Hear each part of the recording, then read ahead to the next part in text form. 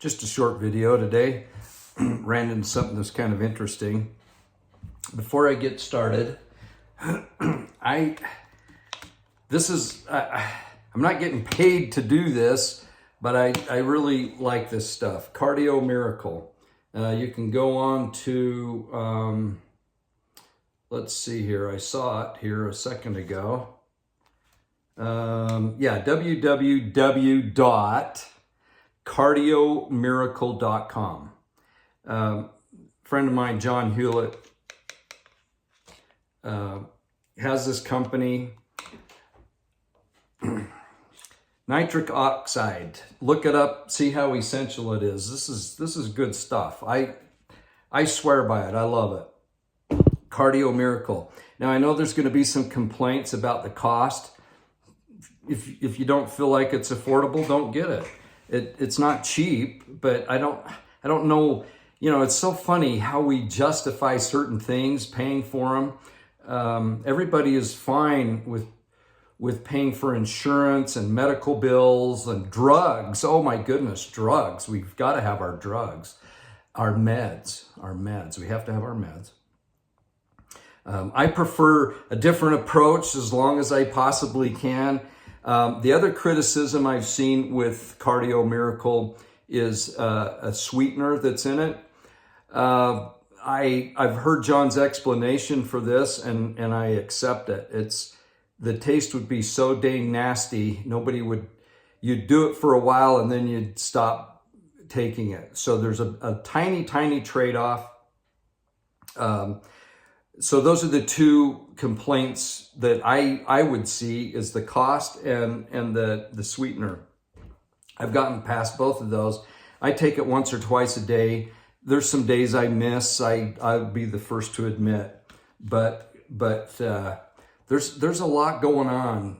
And I like what John says. He says, men's hearts shall fail them in a literal sense in the last days. And the cardio, the heart, and this nitric oxide that just stimulates everything. Read about it. It's good. It's good stuff. I pass it on just because I think there's some good things there. John doesn't even know I'm talking about this today. Anyway, so I thought I'd bring that up. The other thing that was so cool. Okay, so I know a lot of you have the same experiences, and you are listening to a YouTube channel or something, and then another one pops up, and you're just like, what? That happened to me today. And it was so interesting. It was a Greek Orthodox news channel. I'm just fascinated with Greek Orthodox. I actually not, but I wasn't going to listen to it. I started and then I stopped and then I went, it's like 10, 15 minutes long. I just want to see what it has to say. Couple of interesting things I thought I would bring up. One was, and this news source said they didn't believe this, but there were some sources that said that one of the main reasons why Russia is wanting to invade Ukraine, right on cue, dogs. One of the reasons was that the Russian Orthodox Church wanted to take over the Greek Orthodox Church, which is prevalent in the Ukraine.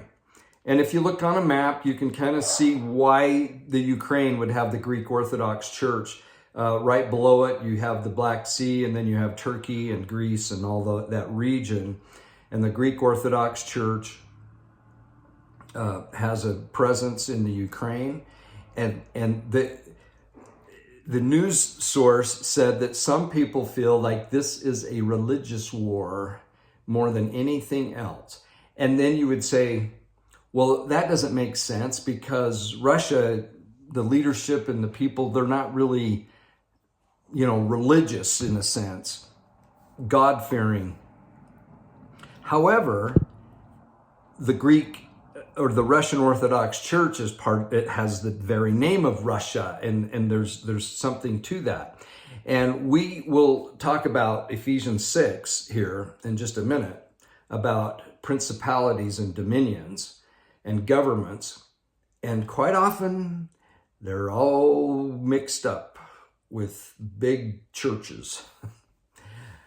We've seen it in the past. The medieval ages are really, the evidence is so strong that the church was so corrupt and really running the show of so many different things. So it's a possibility, okay? It's just something to think about, something to think about. Now, the next report on this channel, that was the Greek Orthodox News Network or something like that, I can't remember. And I'm not even going to put the link up, to be honest with you. But it was really interesting because it talked about the leader of the Catholic Church in Las Vegas, Nevada. I can't remember if he was a bishop or just what he was. But in Las Vegas, and he made a statement that individuals who are pro-abortion or pro-choice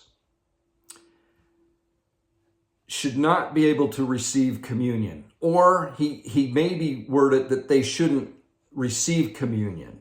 They shouldn't receive communion. So it almost made it sound like it should be a personal choice, that if you're going to go that far down and go against the sanctity of life, whether it's at conception or whether it's at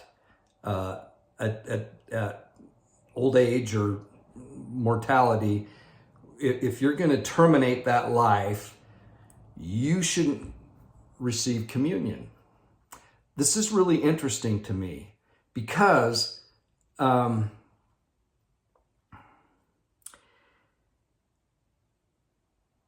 next step in this report talked about our president, Joseph Biden, who's Catholic, who is pro-choice. And this report said there are some people within the Catholic Church that feel that it should be carried on a little further and not just exclude people from receiving communion or taking communion, however you want to look at it, but that they should be actually excommunicated from the church if you're pro-abortion or pro-choice, okay? And they said that there are many people who feel like Joe Biden should be excommunicated from the Catholic Church for his stand on pro-choice, being pro-choice. This is really interesting because then the report said, but the Catholic Church can't do that or they would lose their tax exemption status. And that's where my ears perked up. I was like, wow, this is really fascinating because this tax exemption status has a huge influence, apparently, on the Catholic Church to not excommunicate anybody, but maybe disfellowship or something like that, forbid them for taking of the sacrament. Okay, so does this explain why we had Elder Anderson speak on abortion a conference or two ago? But for me, it was very lightweight, and it was more about being able to be forgiven if you participated in an abortion, paid for it, had it, whatever, that you can receive forgiveness, more so than it was an abomination to participate in it.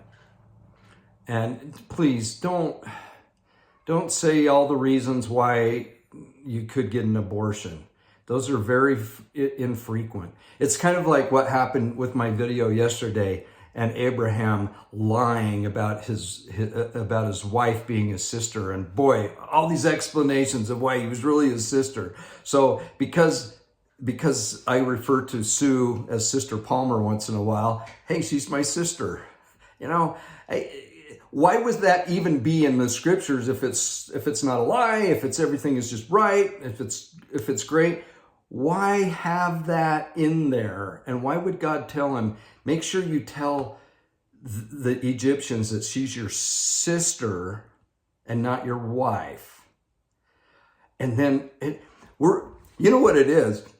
it's so interesting that we just can't conceive of a prophet, especially in the status of Abraham, of being sneaky. We just can't do that. So it's all legit. It's above board. Stepsister, same dad. I don't know. There was a ton of explanations, and they're probably all right. But for some reason, that was in there. And in the Book of Abraham version, Pearl of Great Price, it was God told him to do it. And in the biblical version, it was Abraham just thought, ooh, it's kind of tricky. I'll say she's my sister. And then here come all the explanations as to why. I love it. So I got off track. What was I talking about? Well, I was talking about this report from the Greek Orthodox Church, and I was talking about why the Catholic Church can't excommunicate for people that are pro-choice or pro-abortion, because if you excommunicate, you lose your tax exemption status. And if that's affecting the Catholic Church, could it be affecting our church? It's a question.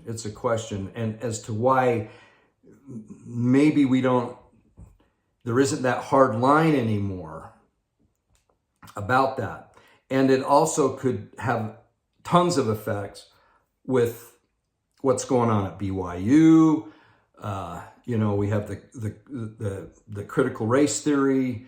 We have that's infiltrated, all through the church and church subsidiaries, if you will. Deseret Book, BYU. We have the LGBTQ plus community that the church is always getting in trouble with. I think they're even being investigated federally now because of their treatment of that community at BYU. And so then you have these mixed messages, and if it falls under the same category as abortion, you could lose your tax exemption status, perhaps, as a school, as a church, as whatever organization that falls under the umbrella of the corporate Church of Jesus Christ of Latter-day Saints. That if you're opposed to certain things, you could lose that tax exemption status. So here's what I think. So if we go to Ephesians, well, I had it right here. If we go to the book of Ephesians 6, I believe it is. Here we go. Okay. We read some interesting things. And this is Paul. This is to put on the whole armor of God. Ephesus is one of the places I have to get there somehow, some way, in Turkey, on the west coast of Turkey, facing towards Greece, and those islands where Paul did his ministry and where they had this congregation. And he describes a Roman soldier going to battle. So this is really cool because Paul is giving us a visual of going to war and who we're going to be fighting against. And then these examples or metaphors of a Roman soldier going to battle and what each of the item that the soldier would wear or have, what it would represent. It's just brilliant because the Roman soldier is fierce, is unafraid, and it's something that these people in Ephesus and elsewhere could relate to as the Roman Empire had expanded and was pretty ruthless, as far as who was in charge and what was going to happen. So when I love where Paul says in verse 10 of 6, "Finally, my brethren, be strong in the Lord and in the power of his might." That to me is the first thought of this, the first verse of this thought. 11, Put on the whole armor of God that you may be able to stand against the wiles of the devil. And then I love verse 12 because it really pinpoints who the battle is against, who it's not against, and what we're to expect. For we wrestle not against flesh and blood. So flesh and blood is the mortal experience. It's the body. There's several scriptures you can go to. You can go to the topical guide, and there's actually a section on flesh and blood. For flesh and blood hath not revealed it unto you, but your Father which is in heaven. You know, when Peter is saying, you know, Christ says, who am I? Well, you're Jesus Christ, the Son of God. And blessed art thou, Simon Bar-Jonah, for flesh and blood hath not revealed it to you, but my Father in heaven. So a physical thing, flesh and blood. So we wrestle not, or we struggle not, and look up wrestle too, because that's kind of cool, against flesh and blood, but against principalities, against powers, against rulers of the darkness of this world, against spiritual wickedness in high places. Now, if you go to verse 12, you can look up the footnotes, and you have opposition, flesh and blood, 2 Corinthians 4:4, and then footnote E, darkness, spiritual secret combinations, and then F, which is wickedness in high places, topical guide, governments. Now, isn't that cool? So that's who the battle is against. That's who the battle is against. Not against your own flesh and blood or things of a physical nature, but these powers that suppress you.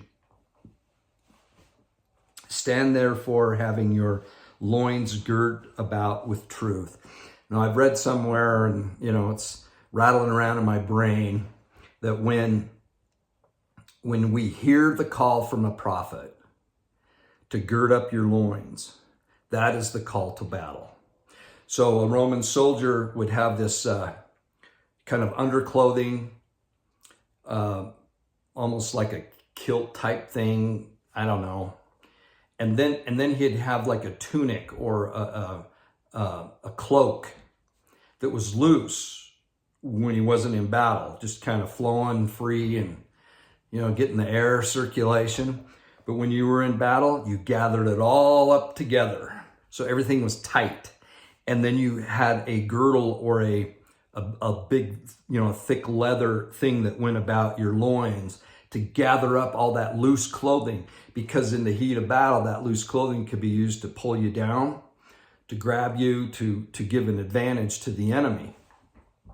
So it would be gathered from up, from below, from the sides, everywhere, and you'd have this big wad right here with a big leather thing to protect your guts. You don't want to be disemboweled. This is intense. So you have that. Having the breastplate of righteousness, it was usually like a leather thing that went front and back to protect you. Your feet shod with the preparations of the gospel. These would be sandals with leather straps all around it to protect your feet. Shod with the preparation of the gospel of peace. The study. That's a protection of your foundation, of your feet. Your feet is what touches the ground. Without you touching the ground, you cannot do battle. And you have to have traction. And if an Achilles tendon is cut, you know, you're basically useless at that point in fighting. You're just laying on your back, basically. So the preparation of the gospel of peace. Above all, this is cool, taking the shield of faith, wherewith ye shall be able to quench all the fiery darts of the wicked. So as these things are coming, you have the shield of faith, and you're able to withstand. And where are those fiery darts coming from? They're coming from principalities, powers against the rulers of darkness of this world, against spiritual wickedness in high places, governments. So these are where the darts are coming from. It's really interesting that the Second Amendment really has to do with having the ability to arm yourself against an oppressive government. It's not, oh, there's going to be somebody breaking down my door to steal stuff, although that does apply. But really, a militia or the ability for a community and individuals to arm themselves against an oppressive government is really the purpose of the Second Amendment. It's not a hunting thing, and it is a self-preservation as far as, you know, individual thieves coming and or people just wanting to do harm in any way. But the big thing was against an oppressive government, which is exactly what Paul's saying. Okay. And the helmet of salvation, the sword of the sword of the Spirit, which is the Word of God. So this is kind of cool because we always think of the iron rod as the Word of God, and we're hanging on, you know. And we get the Gulf, and we got the largest spacious building, and people mocking us there, and we're holding on the iron rod. Well, in this case, the iron rod, the Word of God, is a sword. And if you think about it, it's the only both defensive and offensive weapon in this battle. Is the Word of God. Is the Word of God. Is the Word of God. The rest is a defense. For the most part, it's a defense. I mean, I suppose you could use the shield somewhat, you know, hitting them once it's Mortal Kombat and you're hand to hand. But really, the sword, which was the Roman sword, I can't remember what it's called, but it's like 24 inches long. It's just a short, razor sharp on both ends, sharper than a two-edged sword. You've heard that. Cuts both ways. So this is Book of Mormon type war. This is rated R, hard R, war of jabbity jab, stabbity stab, close encounters of not a third kind, but the real kind, right in front of your face. So the Word of God, sharper than a two-edged sword, the offensive weapon in this. By the word of his mouth, he created everything. I don't know if we understand, I know I don't, the power of the Word of God and preaching it, teaching it, talking about it, reading it, pondering it, expressing it, sharing it, sharper than a two-edged sword. It's offensive and defensive, which we're going to learn about this Sunday at the Super Bowl. I'm sorry. We don't watch the Super Bowl on Sunday. I'm actually probably going to be watching it. I don't have a dog in the fight. Eric Weddle is a cool guy. He's getting a second chance. What a story. So he played for the Rams, and I think for several years, and he played for somebody else. He came from the University of Utah, convert to the Church of Jesus Christ of Latter-day Saints, cool guy. And he retires, never having gone to the Super Bowl. They call him back because they have all these injuries and COVID things, and they go, Eric, you're in pretty good shape. Why don't you come back? Well, the last game he played in with as coming back, their playoff game, I think he had more tackles than anybody else. The guy's incredible. And so we could cheer for the Rams just because of Eric Weddle and a cool story. But Cincinnati's kind of a cool team too to be there. I really don't care about professional sports, but I love stories of success. the Kurt Warner story. If you haven't gone to that movie, go to it. It's so cool. I can't remember what it's called, but it's and he was Rams. He was Rams too. So maybe we'll just go with the Rams. When I was a kid, the LA Rams that was my team. You know, I had Merlin Olsen from Utah State or thereabouts, and the Fearsome Foursome, I think it was. Well, maybe not. Was Deacon Jones? I'm just going by memory, but yeah, the Rams. That was a team that my dad and I would cheer for when I was a kid. So anyway, back to this. Oh, offense and defense. Yeah. So the sword, offensive and a defensive weapon, and it's really the only one we have. So let's listen in April to conference, and if we hear anything about gird up your loins, I think that's a call to get ready. It's going to get interesting. So I'm going to be listening for that phrase, gird up your loins. Yeah. Okay. So I've talked about a lot of things. You know, this tax exemption thing could be a real thing and suppressing certain things that go on. Now, most of us are going to go, well, you know what? I don't care what it costs. I'm not going to support that. And which we're there, right? We're there. However, and this isn't an exception to the rule, there are ways to continue to teach and preach the correct doctrine, but it gets a little like, you know, you're weaving in and out. You're doing an Abraham, my wife, my sister thing. And so, you know what? I can't explain so many things that are going on in this day and age. But I just continue to listen. I continue to study. I continue to be excited about the time that we're living in.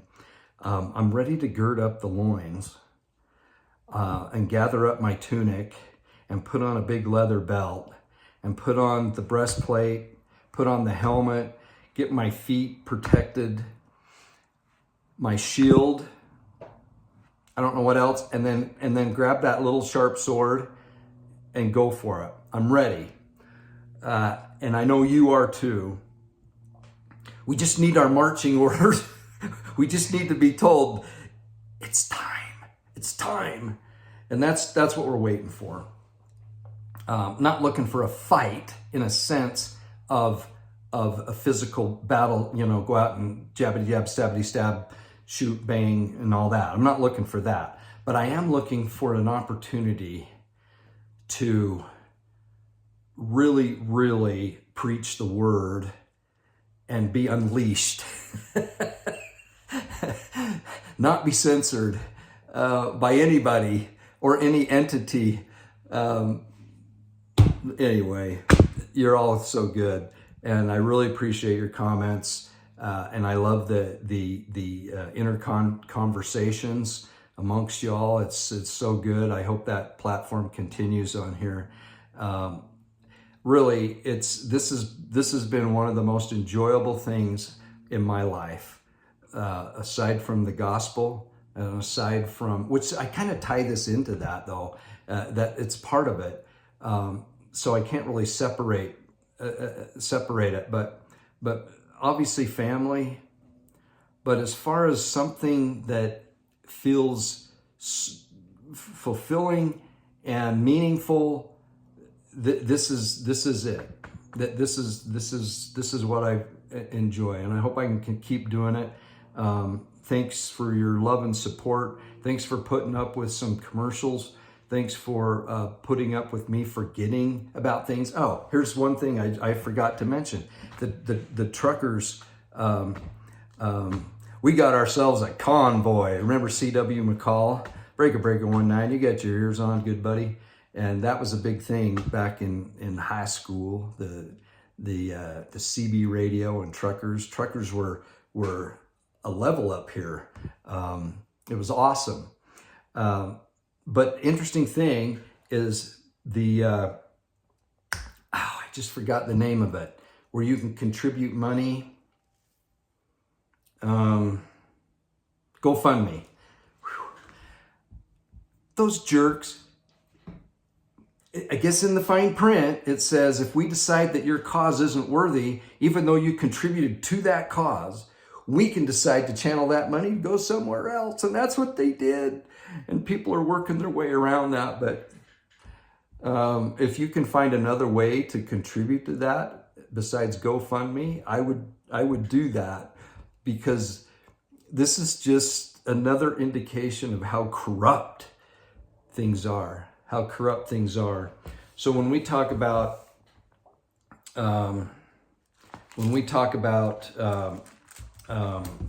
the secret combinations, you know, there's some real obvious ones that we have. I was just trying to look at some notes I had in scriptures, but I don't know if I'll be able to find them. But you know, you have the CFR, Council of Foreign Relations, you have the Illuminati, you have several other organizations. I was trying to think of them, dang it. But you have this one world government concept that is really taking hold, and there's a lot of information out there if you want to look for it, of the things that they do. By the evil designs, these organizations of darkness that want to control the common person, control everything about what they do. And it sounds conspiratorial, and we know where that word conspiracy theory or that phrase came from. It came from the CIA. Never really existed before that, and they used it to discount anything where people were going, hey, wait, this doesn't make sense. What's going on here? Probably in the 50s. It's a fairly recent term. And anybody that looks at a government and goes, hey, this isn't right, something weird is going on here. Oh, that's a conspiracy theory. So it's pretty fascinating, because once the glasses come on and you start seeing things that really don't make sense, and then you kind of see like, hey, they're trying to do this. You see messages in movies and TV shows, you see it in all kinds of things, and they're getting more and more and more blatant. This thing with Joe Rogan and Spotify is just hilarious. All he did was have some doctors on that had some treatments for the current virus, and some ideas about the jabbity jab, stabbity stab, that were opposed to the CDC and some others. And boom, you know, you have all these old musicians, Neil Young and Joni Mitchell, who used to be the face of freedom and liberty and stick it to the man, and now they're the man. They're the man, and they want Joe Rogan off of Spotify. And they, you know what? They're probably going to achieve it.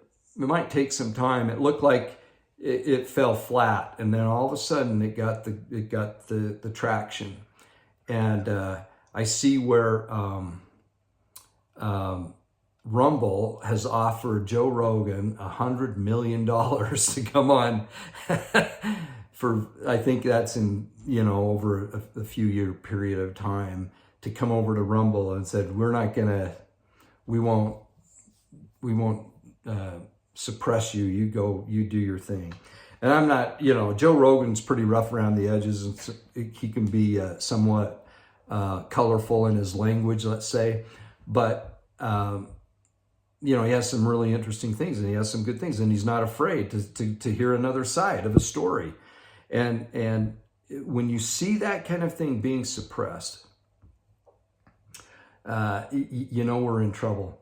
I had a guy comment on one of my last videos that talked about how great the 70s 60s and 70s. And I talk about the 6-Day War and how that was such a blessing, that when Israel's blessed, everyone else is blessed. And he just tore me apart in the comments. It's in there if you want to read it. Basically said I'm totally wrong, that's one of the worst times of our country. You know, you had sex, drugs, and rock and roll. You had the Marxism coming in and infiltrating the schools and everything else, and it was a horrible time. And so I gave him a little bit of an argument back on that, why I didn't. I mean, obviously, not everything is perfect, but when you had this young generation of individuals in the 60s and 70s who were not materialistic at all. Yeah, they had issues. There's no question. A lot of them were Jesus freaks, which is a good thing. And this idea of communal and not having a lot of stuff, that's a good thing. The other good thing about it was sticking it to the man, the government. Don't let the government tell you what to do. And I thought that was